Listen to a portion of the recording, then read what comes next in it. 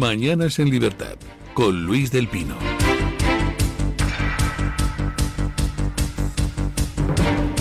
(7:32), 6:32 en las Islas Canarias. Buenos días, don Eric Gutiérrez. Buenos días, don Luis. Vamos con las noticias de las 7:30. La Comisión del Parlamento de Navarra, que investiga la adjudicación a Servinavar de las obras de los túneles de Belate, ha experimentado un giro de guión. Guillermo Vallejo, uno de los ingenieros que formó parte de la mesa de contratación, ha reconocido que recibió presiones por parte del presidente de dicho órgano, Jesús Polo, para modificar las puntuaciones otorgadas a las empresas licitadoras. Polo, que fue ratificado en su cargo a través de los presupuestos impulsados por el gobierno de María Chivite, se encuentra ahora bajo el foco de las pesquisas que buscan determinar si inclinó el proceso a favor de Servinavar. En esta mercantil figuraba como socio el exsecretario de organización del PSOE, Santos Cerdán, quien poseía el 45% de las participaciones según informes de la UCO. Dentro del denominado caso Coldo, la obra de Belate destaca por su magnitud y relevancia. Con un presupuesto de 76 millones de euros, fue adjudicada en enero de 2024 a una UTE integrada por Acciona, Construcciones OSES y Servinavar, esta última propiedad del empresario Anchón Alonso. Bueno, pues en la comisión de investigación uno de los técnicos acaba de poner sobre la mesa un dato pues que creo que complica bastante el futuro judicial del presidente de la mesa de contratación. El presidente de la mesa de contratación era un señor que se tenía que haber jubilado hace años, pero al que el gobierno de María Chivite decidió prorrogar su vida laboral para que continuara presidiendo la mesa de contratación. ¿Con qué objeto? ¿Se preocupaban porque el buen señor no se aburriera jubilado?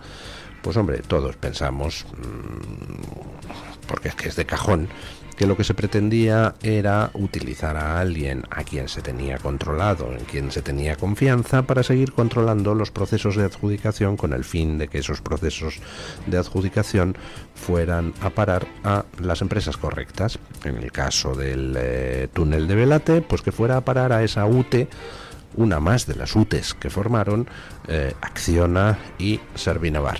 Servinavar era esa empresa que inicialmente era una gestoría de barrio, una simple gestoría administrativa, y que, oiga, pues de repente, gracias al hecho de que uno de sus socios era Cerdán, pues empezó a meterse en el campo de las obras públicas. Y oiga, una empresa grande como Acciona, pues ¿a quién elegía en Navarra para sus uniones temporales de empresa con las que concurrir a una licitación? Pues a esta gestoría de barrio devenida en operadora de la construcción. Bueno, parece claro que si el gobierno de Chivite mantuvo a esta persona, a este funcionario, al frente de la mesa de contratación durante varios años, a pesar de que se tenía que haber jubilado, pues era porque confiaban en que presionara adecuadamente para que Servinavar se llevara las obras. Y efectivamente lo que un técnico ha declarado en la comisión de investigación es que le presionaron, que le dijeron: oye, revisa tus puntuaciones sobre Servinavar, textualmente. Lo cual, sobre Servinavar no, sobre la UTE en cuestión, de la que formaba parte Servinavar. Esto, evidentemente, supongo yo que tendrá consecuencias judiciales para el presidente de la mesa de contratación, que luego pues tendrá que optar entre explicar quién le daba las órdenes o comerse el marrón. Pero lo que está claro es que las adjudicaciones de obras en la Navarra gobernada por el Partido Socialista pues eran un poco fétidas. Vamos, que allí donde entra el Partido Socialista va siempre de la mano con la corrupción. Hablar de corrupción es hablar del Partido Socialista. Bueno, no es solo hablar del Partido Socialista, hablar de corrupción es hablar del Partido Socialista. El resto de actores de la corrupción son vulgares aficionadillos, si nos fijamos en la extensión y en la cuantía de lo defraudado. Pero si bien hablar de la corrupción es hablar del Partido Socialista, hablar del Partido Socialista no es solo hablar de la corrupción. es hablar también del empobrecimiento de España. El Partido Socialista es esa organización criminal que pretende cerrar las centrales nucleares en toda España, salvo la de Cataluña, porque no le dejan sus socios.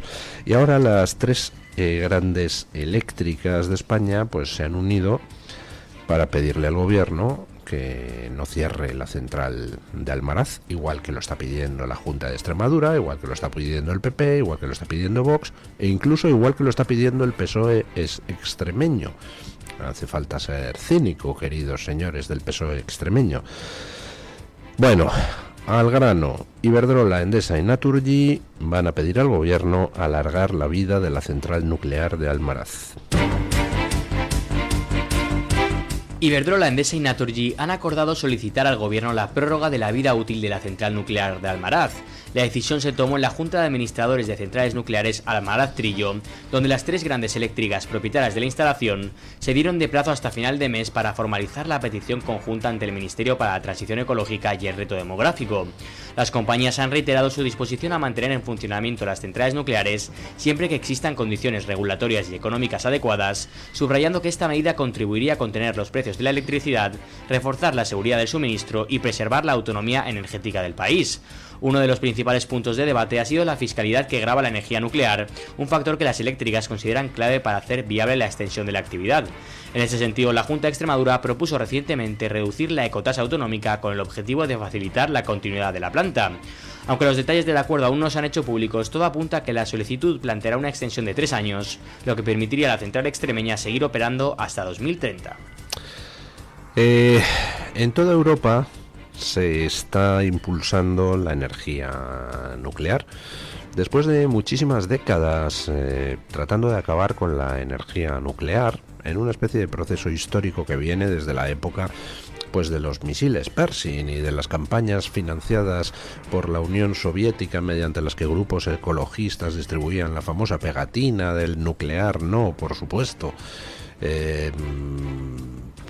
Bueno, desde entonces, varias décadas de persecución a la energía nuclear. Pero claro, resulta que con el correr del tiempo, pues empieza a haber otras necesidades en cuanto a manipulación de la opinión pública. Por ejemplo, la estafa del calentamiento global, el cambio climático, etcétera, donde la excusa es la emisión de CO2. Y digo la excusa porque es la excusa, o sea, si le preocupara a alguien la emisión de CO2, estarían todos manifestándose delante de las embajadas chinas, porque China emite mucho más CO2 que Estados Unidos y la Unión Europea juntos. Y además no solo emite mucho más CO2, sino que está creciendo exponencialmente sus emisiones de CO2. A nadie le importa realmente la emisión de CO2, de lo que se trata es de arruinar la economía occidental. Y entonces, bueno, como la excusa es la emisión de CO2, pues hay que cargarse todas las centrales de carbón, hay que impulsar carísimas energías renovables y al final pues resulta que se tropiezan los países europeos con un problema, y es que pues empiezan a subir los precios de la energía y de repente además empieza a aumentar la demanda de energía, porque acabamos de entrar en una nueva revolución, la revolución de los centros de datos, la inteligencia artificial. Y entonces dicen, vamos a ver, no es solo que necesitemos cubrir la demanda de ahora, es que necesitamos cubrir una demanda que va a crecer exponencialmente. ¿Y cómo lo hacemos si estamos diciendo a todo el mundo que lo del CO2 es muy malo? Bueno, pues venga, definimos como verde la energía nuclear. Y entonces ahora la energía nuclear, tan denostada durante 5 décadas, de repente es verde. Y entonces de repente todos los países europeos se ponen a impulsar la energía nuclear como método de generar energía sin emitir CO2 y en cantidades suficientes y al precio adecuado como para poder satisfacer la exponencial demanda que vamos a ver. Muy bien. ¿Y cómo lo hacen los países europeos esto de impulsar la energía nuclear? Pues por 2 vías. Primera vía, alargar la vida de las centrales nucleares existentes. Ya lo están haciendo todos los países europeos, salvo 2, que ahora les comento. Y la segunda vía, crear nuevos reactores modulares pequeños de última generación que son más seguros que los anteriores, generan energía a precios imbatibles y, oiga, pues permiten satisfacer la demanda y además localizar los reactores en las cercanías de donde la energía va a ser necesitada. Bueno, les decía que hay dos países que no han entrado en esa vía. Uno es Alemania, donde en Alemania lo de el suicidarse económicamente es algo que parece que les mola. Y entonces Alemania decidió cerrar sus centrales nucleares. Resultado, Alemania, que exportaba energía, ahora tiene que importar energía nuclear de Francia, porque no tiene ya para cubrir su demanda energética, con lo cual, como Francia tiene un montón de reactores nucleares y le sobra energía, pues se la exporta a Alemania, y en Alemania ya saben ustedes que el coste de la energía se ha disparado y que eso está haciendo que el tejido empresarial alemán se destruya.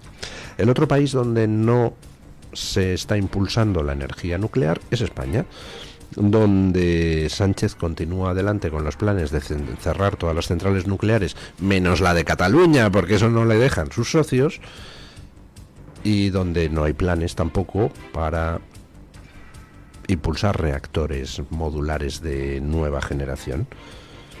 Bueno, resultado, pues que España será cada vez más dependiente de la energía que le llega de Francia.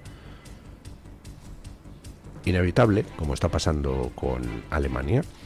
Y si además cerramos Almaraz, pues ya ni les cuento, porque Almaraz proporciona un porcentaje significativo de la energía que se consume. Si cerramos eso, pues automáticamente se incrementa en la misma proporción lo que tenemos que importar de fuera. Sánchez nos está haciendo dependientes de la energía que en otros sitios se genera. Bueno, ante eso, no, ¿y cómo lo hace Sánchez? Pues básicamente ahogando con reglamentaciones y con impuestos especiales a las centrales nucleares. Almaraz no puede seguir adelante porque el coste artificial que Sánchez impone a las centrales nucleares hace que no sea rentable. Tócate las narices, una energía que es barata y limpia, pues a través de impuestos la convierten en imposible de sostener. Pero no es solo Sánchez, que el gobierno extremeño tiene una ecotasa sobre la central de Almaraz. Podía empezar doña María Guardiola por eliminar esa ecotasa para hacer la central más viable económicamente. Bueno, el caso que las tres grandes eléctricas se han unido y van a pedir al gobierno alargar la vida de la central nuclear de Almaraz, lo que se está haciendo ya en otros países. ¿Hará caso el gobierno? Pues no lo creo. Este gobierno está en una campaña deliberada de destrucción de los distintos sectores de la economía española. Por tanto, pues seguirá adelante con su pretensión de acabar con la central nuclear de Almaraz. Eso si no conseguimos echar al gobierno antes. Bueno, Sánchez, ese señor que tan chulo se muestra en su partido, que tan chulo se muestra cuando va al Congreso, pues en realidad es un señor que para empezar ya no puede salir por la calle en España porque le increpan, le insultan y desde luego si no llevara un cuerpo de ejército para protegerle, pues yo creo que hasta le agredirían. De hecho, le agredieron en Paiporta. Y por otro lado, Sánchez internacionalmente pues pinta menos que pata de queso en Sevilla. Vamos, que no pinta nada de nada. Sánchez no es que sea irrelevante, es que es insignificante. Es pues como una especie de manchita en un puntito al final de un párrafo. Se reúnen los principales países europeos para hacer una declaración en torno al posible acuerdo de paz entre Ucrania y Rusia. ¿Y a quién dejan fuera? Pues de nuevo a Sánchez. Escuchen. Pedro Sánchez y con él España han vuelto a quedar fuera del grupo de gobiernos que lideran el apoyo europeo a Volodymyr Zelensky frente a Rusia. El presidente español no figuraba entre los firmantes iniciales del documento suscrito por el canciller alemán Friedrich Merz, el presidente francés Emmanuel Macron, la primera ministra italiana Giorgia Meloni y el primer ministro británico Keir Starmer. Según Moncloa, España se adhirió una hora después, coincidiendo con Suecia, cuando el texto ya se había publicado. En la lista original también estaban los mandatarios de Noruega, Dinamarca, Polonia y Finlandia, además de la presidenta de la Comisión Europea Ursula von der Leyen y el presidente del Consejo Europeo Antonio Costa. No es la primera vez que Sánchez queda fuera del núcleo de decisiones sobre Ucrania. En septiembre no participó en las conversaciones tras la violación del espacio aéreo polaco por Rusia, ni acompañó a Zelensky en su reunión con el presidente estadounidense Donald Trump. Así, España sigue ausente del grupo que marca el rumbo europeo en materia de guerra, seguridad y política hacia Rusia y Ucrania. Bueno, pero al menos Sánchez se va a reunir con Petro, con el colombiano Petro, empate. Meloni, Starmer, Macron, Merz, von der Leyen se reúnen, pero nosotros quedamos con los verdaderamente importantes, con Petro y supongo que con Lula se reunirá alguna vez. Vamos, los que verdaderamente influyen en el mundo. Sánchez no pinta nada a nivel internacional, es una cosa ya pues como muy ostentosa. A Sánchez se le excluye sistemáticamente de toda reunión importante donde hay que tomar decisiones de carácter estratégico para Europa o de carácter geopolítico en general. Sánchez es un señor, pues primero, que todos saben que es un trilero, y con un trilero es ridículo sentarse en una mesa de negociación. Y segundo, pues Sánchez, como tampoco tiene ningún tipo de interés vital aparte del propio Pedro Sánchez, pues no va a poder aportar nada, incluso aunque no fuera un trilero. ¿Quiénes se reúnen? Pues hombre, aquellos que tratan de defender los intereses de sus países dentro del conjunto europeo, aquellos que son políticos serios y profesionales, y aquellos cuya voz cuenta y cuya voz puede ser escuchada por los actores del conflicto, cuya voz puede ser escuchada para empezar por Trump. Un Trump, pues hombre, a Macron le desprecia, a Starmer le desprecia, a Merz yo creo que también. Pero bueno, les escucha a ver qué es lo que dicen. Sánchez, Sánchez supongo que tiene que hacer un ejercicio mental. Trump, Sánchez, sí, Sánchez, el de España y tal. Sánchez es alguien que, como solo mira su ombligo y como es un trilero, pues no invitas a una mesa de negociación, simplemente te reúnes con la gente con la que tienes que negociar y una vez negociado dices, toma Sánchez, si quieres te adhieres y si no, pues te limpias el trasero con el papel, haz lo que te dé la gana, que nos importa un soberano bledo. Y entonces pues nada, salió un primer documento suscrito por Francia, Alemania, Italia, Inglaterra, Dinamarca, Finlandia, Polonia, la Unión Europea, y luego ya se adhirieron Suecia y Sánchez. En fin, tenemos gobernándonos a Pedro I, el insignificante. Ayer les hablé mucho de farsas, les hablé mucho de teatro, de todos estos teatros que los progres organizan y que son carísimos porque siempre los pagamos los demás y ellos disparan con pólvora del rey. Bueno, ha salido un estudio estos días sobre otra más de esas farsas progres, los híbridos enchufables. Oiga, resulta que emiten pues, prácticamente lo mismo que los coches de combustión. Escuchen. Un informe de la organización Transport and Environment, o TIE, cuestiona la supuesta sostenibilidad de los coches híbridos enchufables. Según el estudio, estos vehículos emiten en condiciones reales solo un 19% menos de dióxido de carbono que los de gasolina o diésel, muy por debajo de lo que aseguraban los fabricantes. El análisis, basado en datos de la Agencia Europea de Medio Ambiente sobre más de 127.000 vehículos matriculados en 2023, revela que las emisiones reales alcanzan los 135 gramos de CO2 por kilómetro, casi 5 veces más que las cifras oficiales de homologación. El director de automóviles de TIE, Lucien Mathieu, ha sido tajante. Los híbridos enchufables son uno de los mayores fraudes de la historia del automóvil. Emiten casi tanto como los coches de gasolina e incluso en modo eléctrico contaminan 8 veces más de lo que dicen las pruebas oficiales, ha asegurado. El informe señala además que, incluso circulando en modo eléctrico, estos vehículos consumen unos 3 litros de gasolina cada 100 kilómetros y emiten 68 gramos de CO2 por kilómetro, 8 veces y media más de lo declarado. O sea,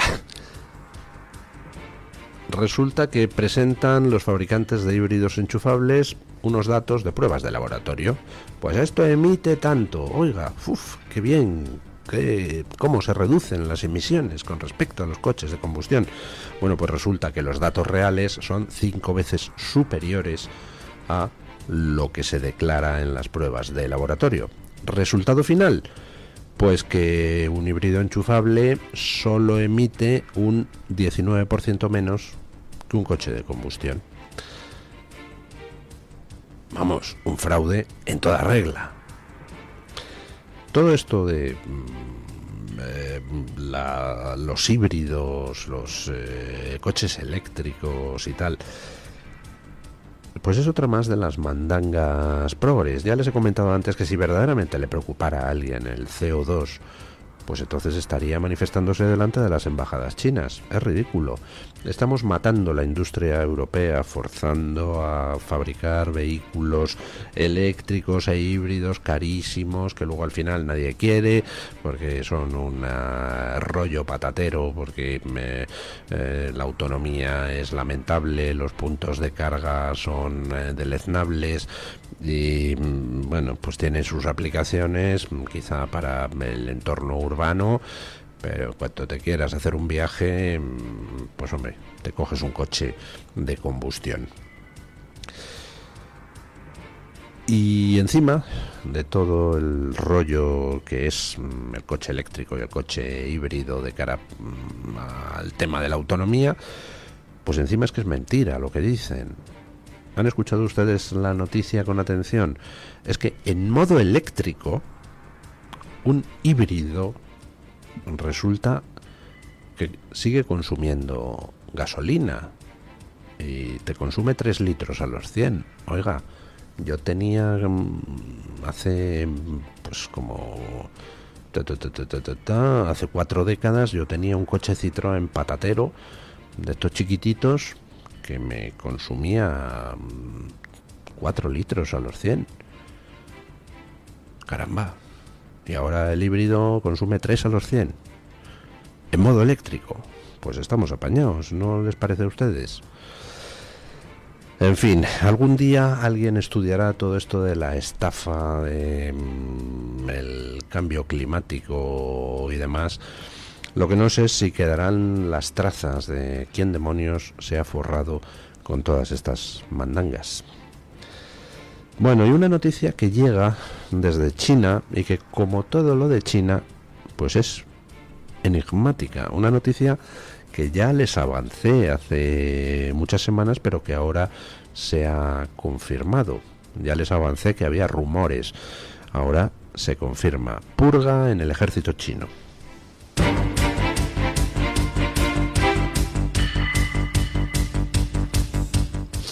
El pasado 17 de octubre, el Ministerio de Defensa Nacional de China anunció que, tras una serie de investigaciones internas, el Comité Central del Partido Comunista y la Comisión Militar Central habían decidido destituir a 9 altos oficiales del Ejército Popular de Liberación.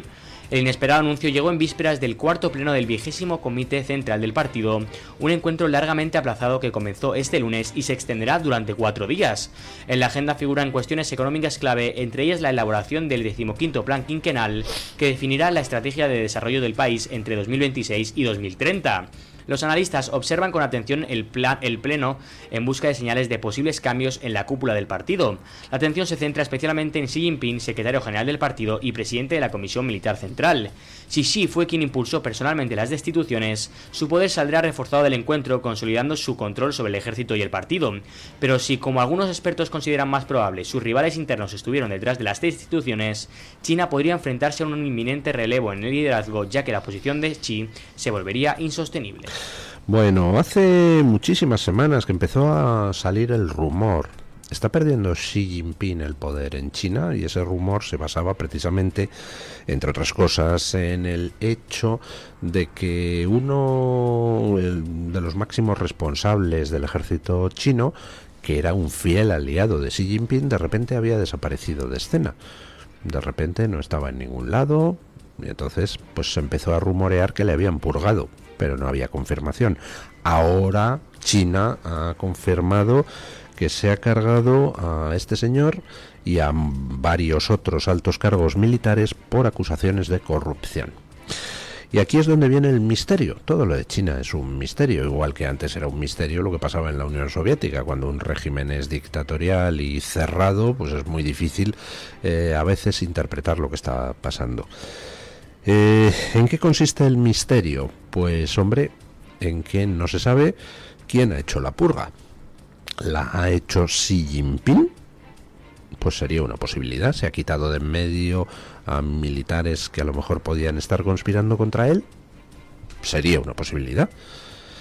Pero también cabe la posibilidad contraria, que es que le hayan hecho la purga a Xi Jinping, le hayan quitado de en medio a esos militares, y esa segunda alternativa cobra fuerza por el hecho de que el máximo responsable de entre esos militares purgados es un aliado de Xi Jinping.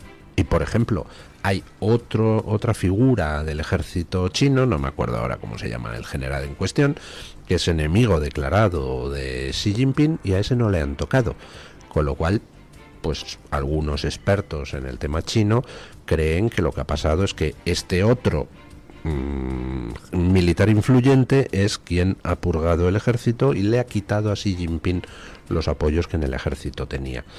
Con lo cual, pues en breve, quizá en esta misma reunión del Partido Comunista Chino que se va a celebrar en breve, pues Xi Jinping podría ser apartado del poder.